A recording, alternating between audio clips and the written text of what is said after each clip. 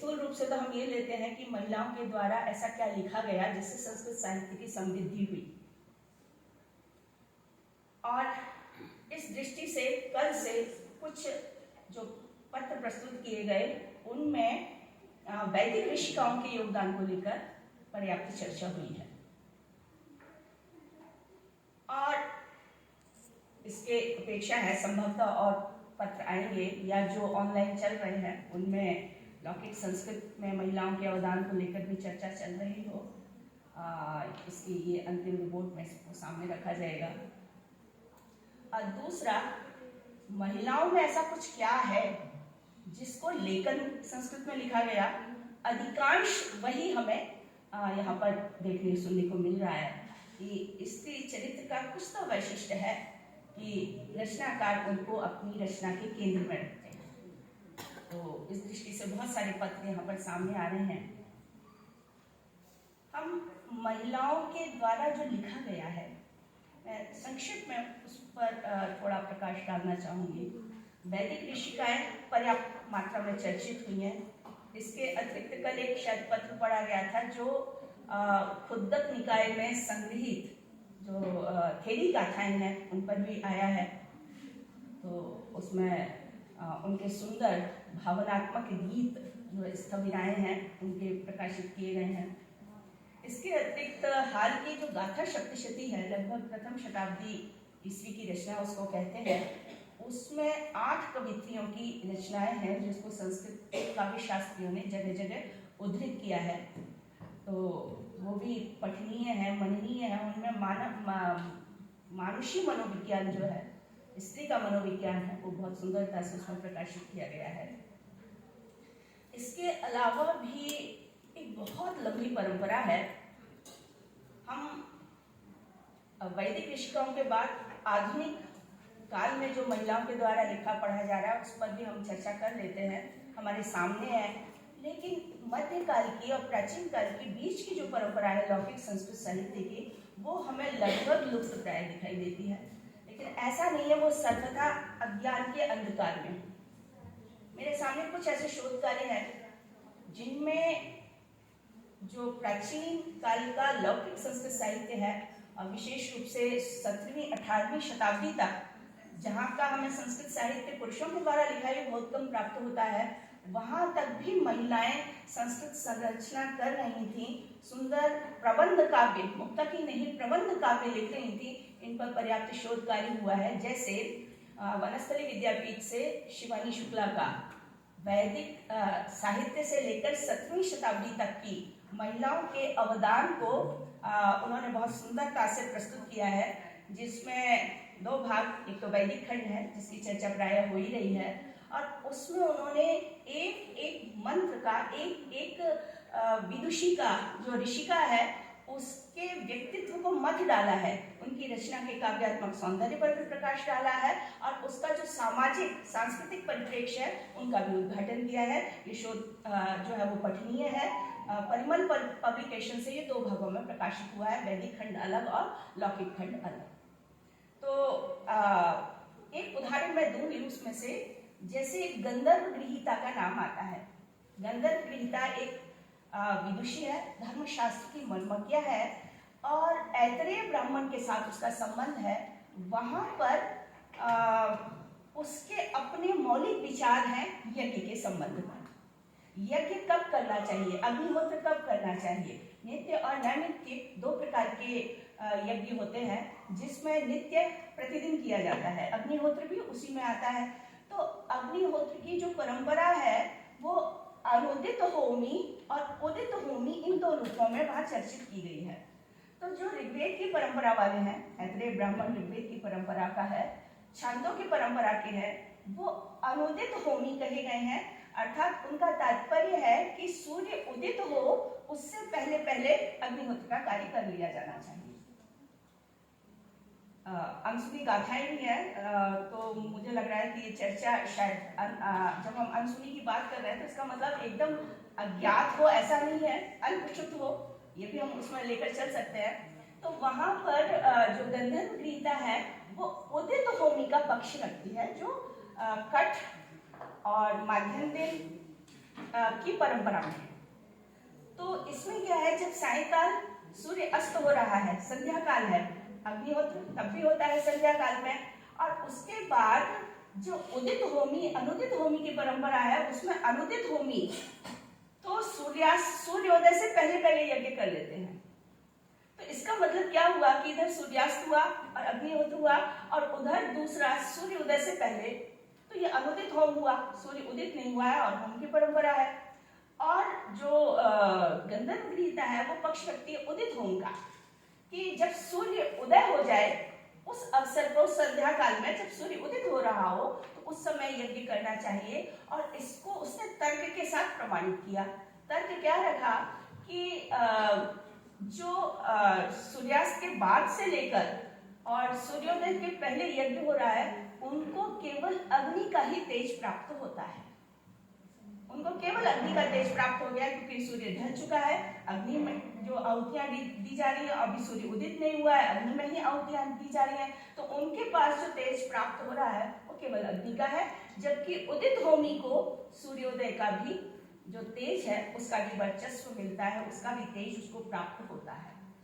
और चूंकि वो अंधकार के समय में ही अग्निहोत्र अनुदित होमी कर रहे हैं, तो जो होम का परिणाम उदित होमी को प्राप्त होता है, उसके लिए दुगना समय चाहिए जो अनुदित होमी कर रहा है।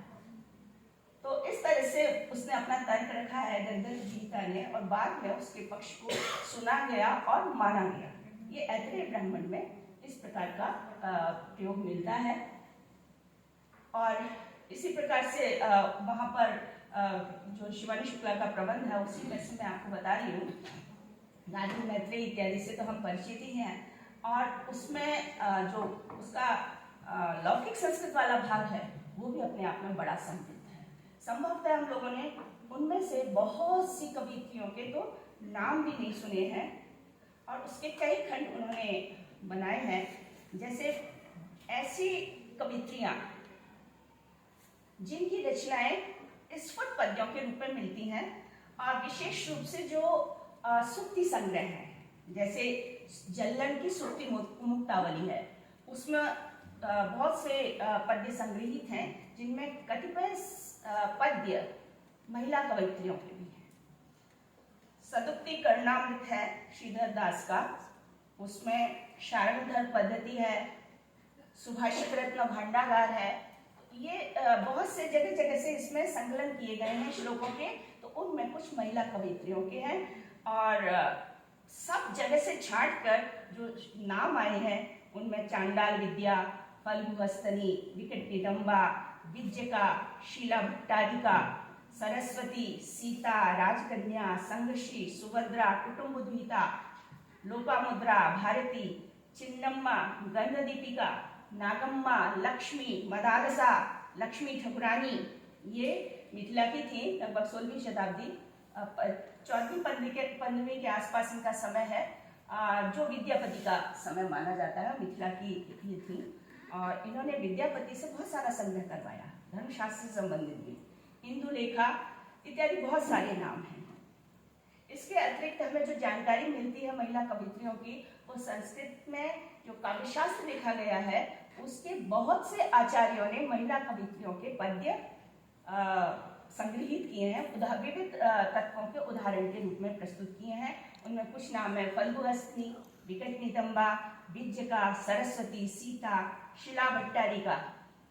आप सभी जानते हैं, काव्य प्रकाश पढ़ा है, तो यह कौमार हरा वरह, ये जो उदाहरण है वो शीला भट्टारिका का है।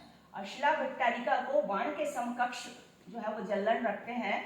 वो कहते हैं शब्दार्थ है वो समो गुंफा पांचाली रीति रिश्यते शीला भट्टारिका वाची वाणी वाणोक्ति शुच सारी, कि यदि ये पांचालित्व कहीं प्राप्त होता है तो वो शीला भट्टारिका और वाण भट्ट के समकक्ष इसको रखा हुआ है। तो इस प्रकार और बहुत सारे उदाहरण हैं।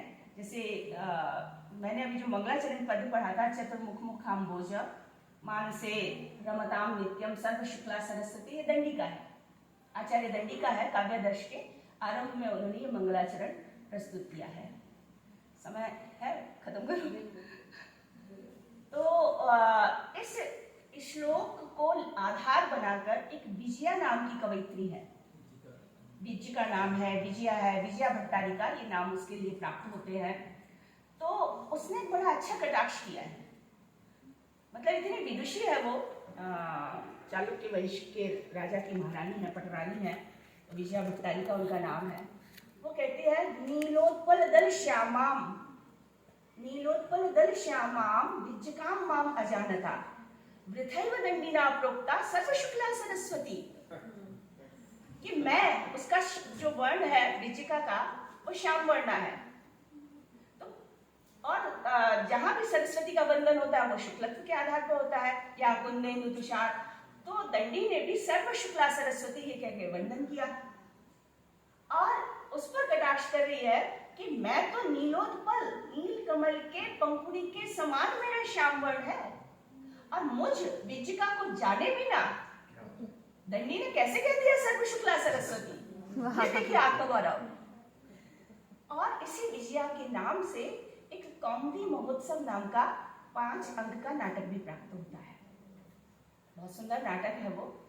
तो अपने आप में ये बहुत विदुषी थी।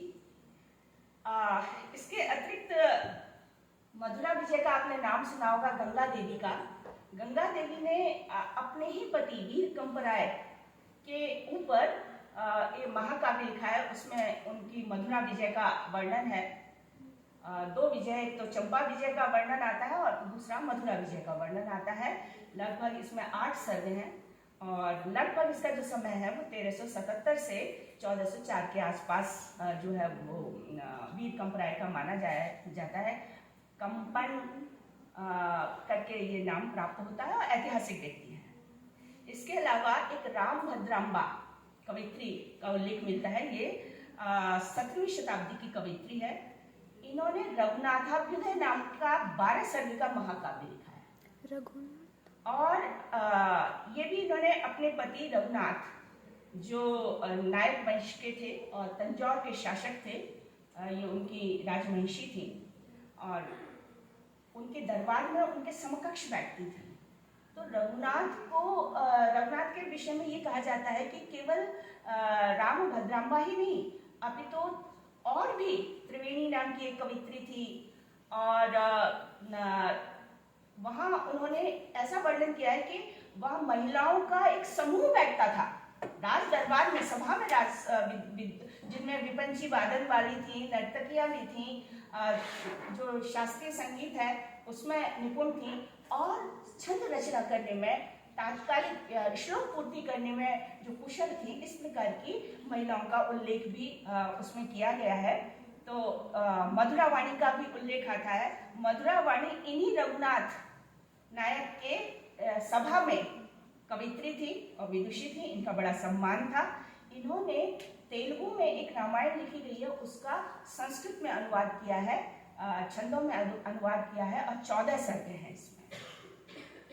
इसी तरह से वरदाम्बिका परिणय चंपू भी बहुत प्रसिद्ध चंपू है और इसकी जो शैली है वाणभट्ट और सुबंधु के समकक्ष शैली है। तो ये तिरुमलंबा नाम की राजमहिषी का लिखा हुआ है। तो ये पूरा शोध जो है वो आपको इस शिवानी शुक्ला वाली जो थीसिस है उसमें देखने को मिलेगा। इसके अतिरिक्त आधुनिक महिला नाटककारों को लेकर मैंने काम किया है। उसका एक अंश जो है वो प्राचीन नाट्य विशेष रूप से विजिका के विषय पर लिखा गया है। इसी तरह से एक बनसली से हुआ ये काम। बनसली से एक और काम अच्छा हुआ है जो आधुनिक कवित्रियों को लेकर हुआ है। वो आधुनिक कवित्रियों का संस्कृत साहित्य को योगदान अर्चना कुमारी दुबे का। अर्चना कुमारी दुबे, तो ये प्रकाशित है, सारे शोध प्रकाशित हैं अब तो। और इसके अतिरिक्त स्फुट रूप से बहुत सारे काम हुए हैं शोध पत्रों के रूप में, आपको विविध पत्र पत्रिकाओं में आपको देखने को मिल जाएगा। लेकिन ये बहुत मौलिक काम है। एक अरुण निषाद के द्वारा लखनऊ विश्वविद्यालय से हुआ है, जिसमें उन्होंने नाट्य काव्य सभी विधाओं को लेकर, आधुनिक विधाओं को लेकर 21वीं शताब्दी तक के जो रचनाएं जब तक उन्होंने सबमिट की हैं उन सबको उसमें लिया है, शोध का विषय बनाया है। तो ऐसा नहीं है कि महिलाएं केवल अध्ययन ही कर रही हैं, वो अपनी सर्जना में भी निरंतर योगदान दे रही हैं। मुझे राजशेखर की एक पंक्ति याद आती है, उसको उद्धृत करके या उससे पहले मैं एक सुंदर श्लोक और सुनाना चाहूंगी, वो भी भारती नाम की कवयित्री का है और आप सब लोगों ने सुना होगा संभवतः।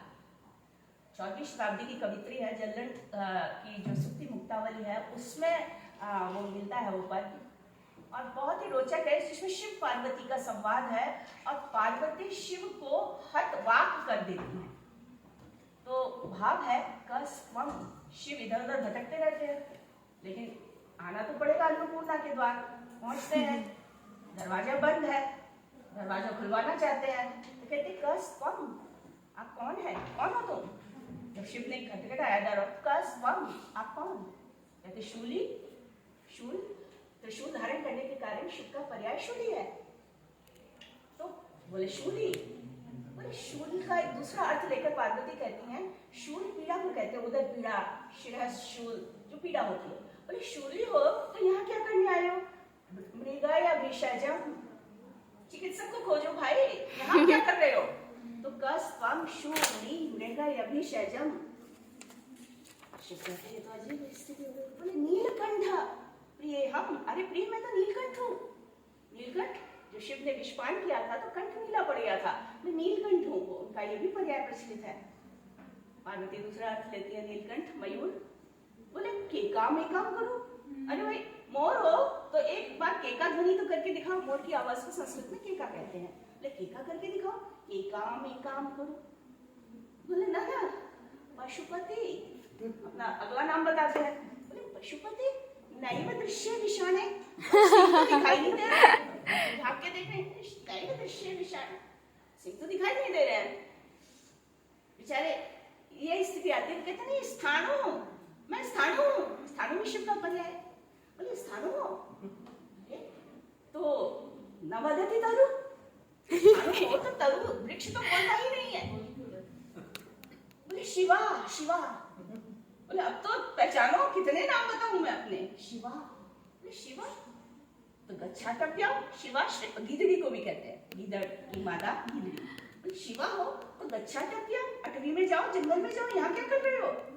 इतिहाता वाचा, इस प्रकार से शिव को उसने निरुत्तर कर दिया, हतवाक कर दिया। ऐसे शिव आप सबका कल्याण करे, ये भाव भारती कवित्री अपनी कविता में रखती है। बताइए क्या सुंदरता के साथ उसने इस वक्रोक्ति अलंकार का इसमें प्रयोग किया है। वक्ता कहना और कुछ चाहता है, श्रोता उसको ग्रहण करके किसी अन्य अर्थ की योजना करके उसको प्रस्तुत कर रहा है।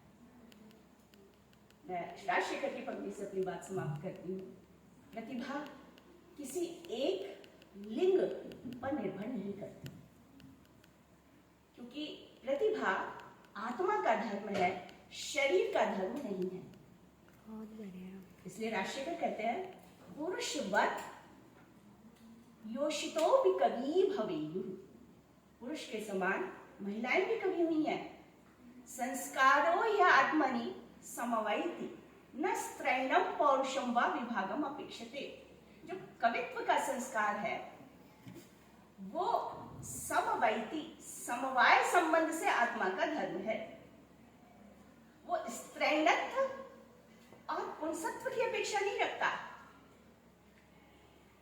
अतः श्रूयन्ते दृश्यन्ते राजपुत्र्य महामात्य दुहितरः कौतुकी भार्या शास्त्र प्रहत बुद्धयः कवयित्री। इसलिए जो बड़ी बड़ी राज, यहाँ पर जितने भी उल्लेख मिलते हैं ना वो राजमहिषियों के हैं, अमात्य दुहिताओं के, यानी ऐसा वर्ग जिनको जो शिक्षा से किसी भी प्रकार जुड़ा रहा। जो मध्यकाल में शिक्षा का ह्रास हुआ उसका प्रभाव कि जो वैदिक ऋषिकाओं की परंपरा थी वो छिन्न हुई है, लेकिन फिर भी जो राजपुत्रियां थीं, राजदुहिताएं थीं, अमात्य पुत्रियां थीं, कौतुकी भार्याएं थीं, राजशेखर की पत्नी अवंती सुंदरी स्वयं काव्य शास्त्र की बहुत बड़ी विदुषी थी।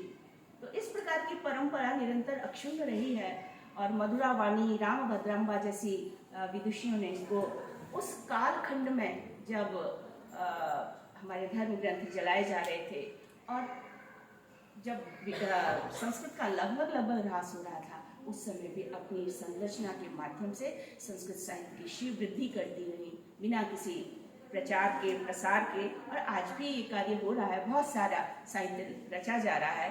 इसलिए महिलाओं के द्वारा जो संस्कृत साहित्य में योगदान दिया जा रहा है वो निश्चय ही स्पृहणीय है, विचारणीय है। हाँ, उसको अध्ययन का विषय बनाने की आवश्यकता है, जिससे उसका अधिक ज्ञान लोगों को हो सके। इसी के साथ मैं अपना वक्तव्य समाप्त करती हूँ। मुझे